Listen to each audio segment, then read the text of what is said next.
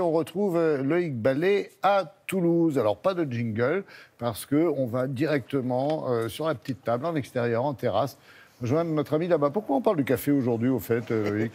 On n'est pas bien là? Bah si, réponds à ma question. On parle du café tout simplement parce qu'on va justement vous parler de café parce que c'est important, les torréfacteurs reviennent au goût du jour et ça c'est important de le dire. Alors oui, on parlait de café tout simplement, c'est la première boisson en France consommée par les Français, mais c'est surtout la deuxième au niveau mondial, il y a le thé juste devant. Ouais, et c'est intéressant parce que justement là vous parliez de capsules en aluminium et on va rester dans le thème, on va défendre les torréfacteurs de quartier qui eux justement arrêtaient de consommer des capsules industrielles. Alors juste, où nous sommes? Regardez, vous le reconnaissez pour ceux qui connaissent Toulouse, c'est le marché Victor Hugo, on est place Victor Hugo, voilà, et le marché Victor Hugo c'est important parce que ça fait des siècles ici qu'on restaure, c'est le ventre de Toulouse. Et si nous sommes là, c'est parce qu'il y a la famille Baquier qui sont juste là, et ici, depuis 1896, de père en fils, depuis 123 ans, on va torréfier le café ici. Alors justement, vous en parlez parce qu'on a un peu, depuis après-guerre, abandonné en fait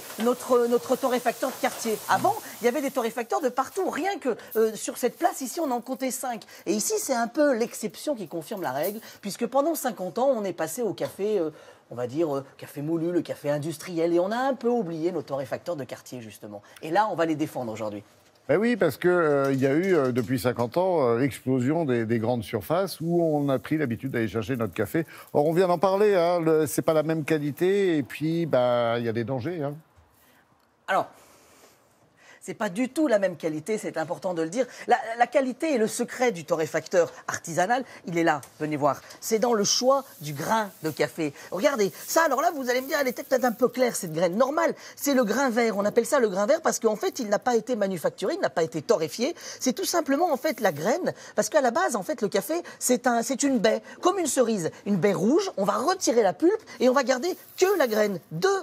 Une graine qui est en deux parties qu'on retrouve ici. Et cette graine, on va la torréfier. Et la torréfaction, c'est la vraie différence aussi. Parce que chez votre torréfacteur, on va dire industriel, on va torréfier avec une torréfaction flash. On va torréfier très très vite, en 3 minutes. Et donc, forcément, tous les arômes vont pas se développer. Et ce qui est intéressant ici, c'est que là, on va prendre le temps. Et comme en cuisine, quand on prend le temps, les parfums se développent. On va développer pendant 20 minutes une torréfaction à 200 degrés. Et ça, c'est très intéressant parce qu'en prenant le temps, on va réveiller petit à petit le café. Moi, je voulais vous montrer des images parce que tous les grains de café que vous voyez autour de nous et que vous voyez en France, ils arrivent par un seul endroit, c'est le port du Havre. Je suis sûr que vous le connaissez, ce port, Laurent. Et cet endroit-là, il est assez emblématique parce qu'on a eu la chance il y a un an de rentrer dans la plus grande réserve de café de France, où là-bas, il y a des tonnes et des tonnes de café qui passent par le port du Havre et qui arrivent ensuite chez les torréfacteurs comme ici.